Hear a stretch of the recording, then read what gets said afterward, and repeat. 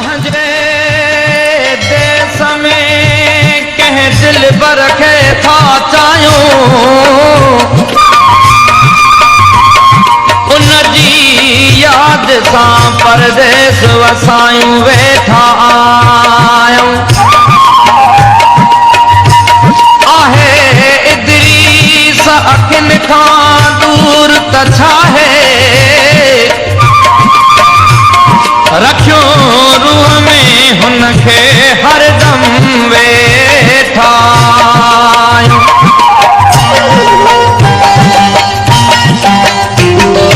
भर दिया वो खेड़ने में आयो भर दिया वो खेड़ने में आयो हिल याद तुहंदिया तड़पायो हिल याद तुहंदिया तड़पायो देश में तू तो खुश रही परदेसी काॾे वञे नथो ख़त पट कोई लिखी न कॾहिं हाल थो पुछी पाण थियो तूं पको वाया कंहिंजे तए आहीं यार लॻो कंहिंजे तए आहीं यार लॻो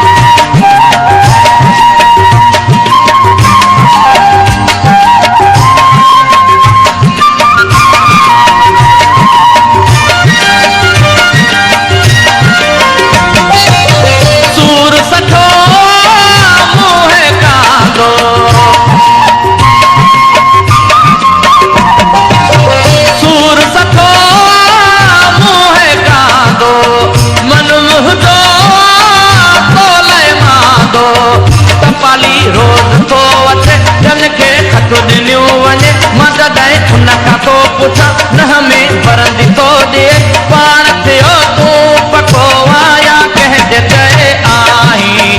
यार लॻो कंहिंजे तए आहीं यार लॻो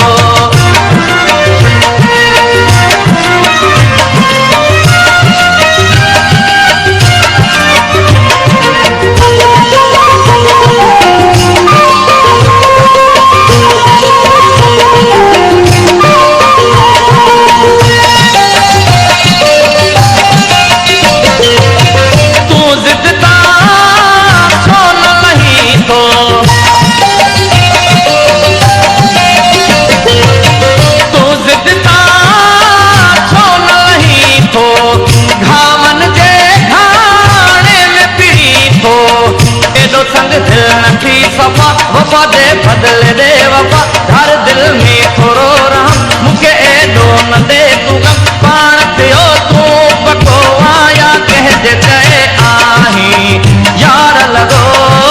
कंहिंजे तए आहीं यार लॻो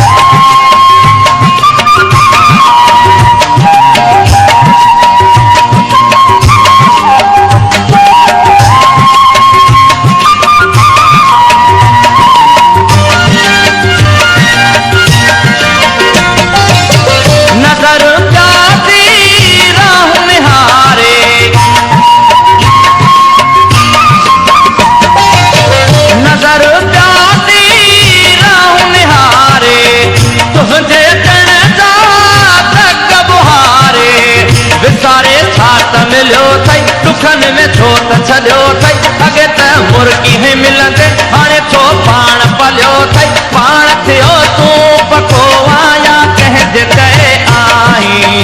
यार लॻो कंहिंजे तए आहीं यार लॻो हेल याद तुंहिंजी तड़पायो हेल याद तुंहिंजी तड़पायो देश में तू तो खुश रही परदेसी काॾे वञे नथो खत पट कोई लिखी न कॾहिं हाल थो पुछी पाण थियो तूं पको आया कंहिंजे चए